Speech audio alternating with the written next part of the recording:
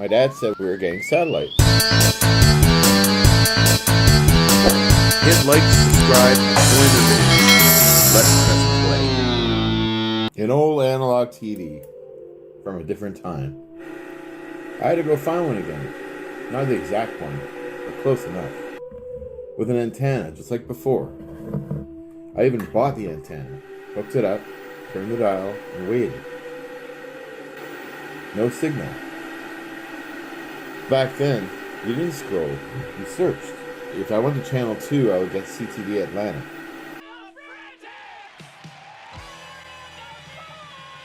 This is better than my imagination. Game shows too, like Kid Street, Knuckle Stumpers. And if it wasn't on channel 2, I would switch it over to channel 7. That got me CBC I'm television. Sam Taylor, host of Canada's #1 video. Mr. Dress Up, Fred Penner's Place.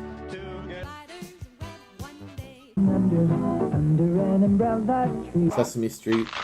Sesame Street.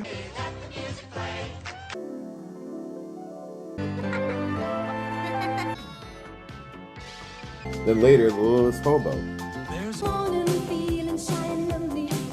It wasn't endless, but it felt complete.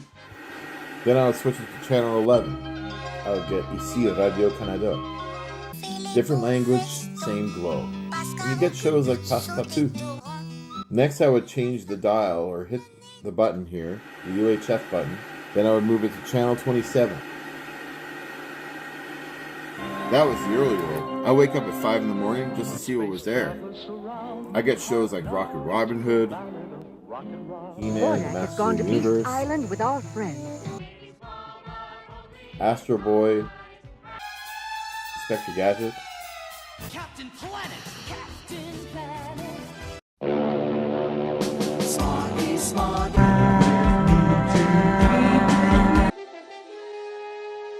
The Smurfs. Care Bears countdown. 4, 3, 2, 1. And sometimes 5, 4, 3, 2, run.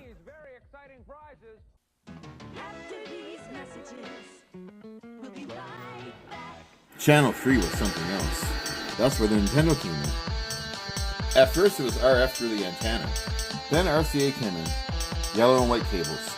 Mono sound, not even stereo. Just enough to hear it. And it didn't always work. Sometimes you'd have to jiggle the cartridge, blow into it. I would play games like ice hockey and Super Mario Brothers. Suddenly you weren't even watching anymore, you were inside it.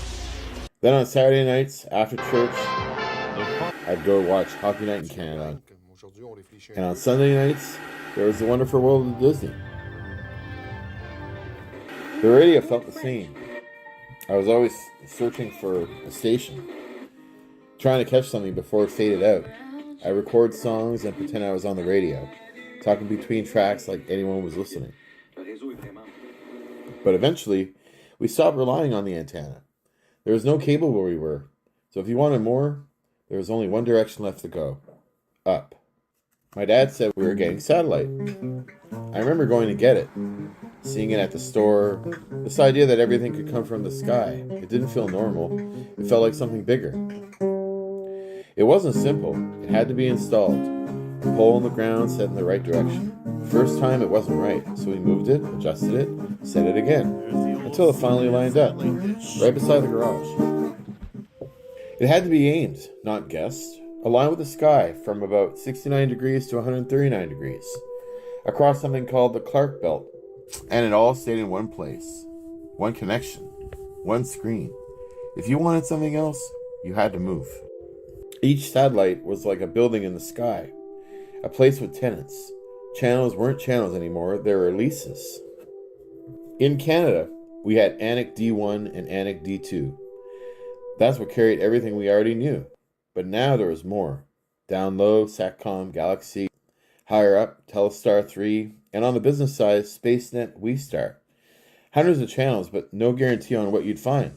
Sometimes you caught things early, before they were finished. Sometimes you weren't supposed to see it at all, but it was still there. When it stopped working properly, I had to figure it out. Reset it, reformat it, learn how it's all connected. Not just watching anymore, understanding it. Satellite surfing was just like space exploration. And with the programming grid, half of it was occasional feeds. Like if a reporter was about to go on live, you would see them get ready. This was in preparation for the live feed. I remember seeing Patrick Roy once, and he was at Disney World, and the backdrop was the Disney Castle. It was right after he won the cup. Next I saw the episode of Simpsons before it aired. The one where Milhouse gets a girlfriend and Bart gets jealous. And you'd use your VCR tape player as your advantage. I remember recording Back to the Future 2 and 3 on beta. Music videos from MTV2 or The Box. Music television you control, and it's here now. It was a hotline that you'd pay for to request music to play on air. Want to record the footage on VHS or put an aux to your tape player and record it that way. So that way there you can bring it wherever you want it on your Walkman. Little things that I remember doing in time.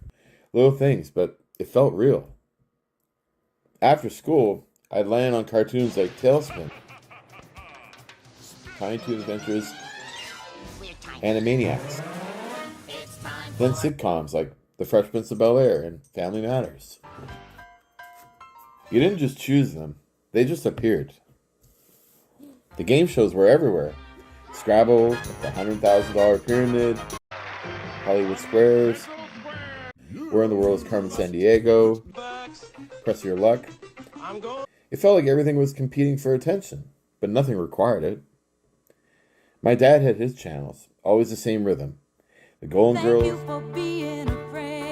Married with Children, Gilligan's Island, Green Acres, Petticoat Junction, The Beverly Hillbillies, same TV, different world. Then there was the ones that stood out differently. Bill Nye the Science Guy, used to watch that at school. Shaky Ground, he was that, actor that was on Max Headroom. You remember him? That distorted signal energy like TV starting to glitch itself. And then there were the live shows like Star Search. You had Sullivan's Show. It felt like it was happening somewhere else. Right now. And every once in a while, you had to call in. Get a code just to unlock something for one night.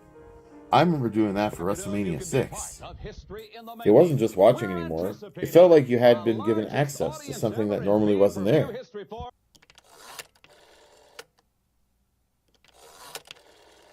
Thank you for calling Satellite Program Ordering. To order tonight's pay-per-view event, please have your receiver authorization number ready. The picture came through, but the audio didn't match.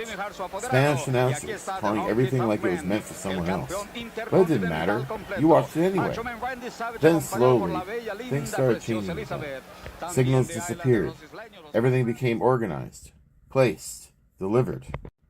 Eventually, I went from using it to working with it, setting it up, keeping it running, seeing it from the other side.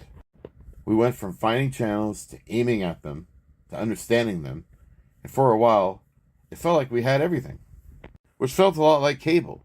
We didn't scroll, we moved through it, across channels, across the sky, and before long, the World Wide Web.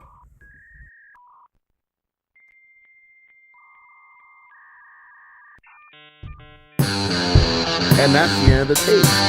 If you felt the nostalgia, hit like and subscribe. Rewind it. I'll see you next time.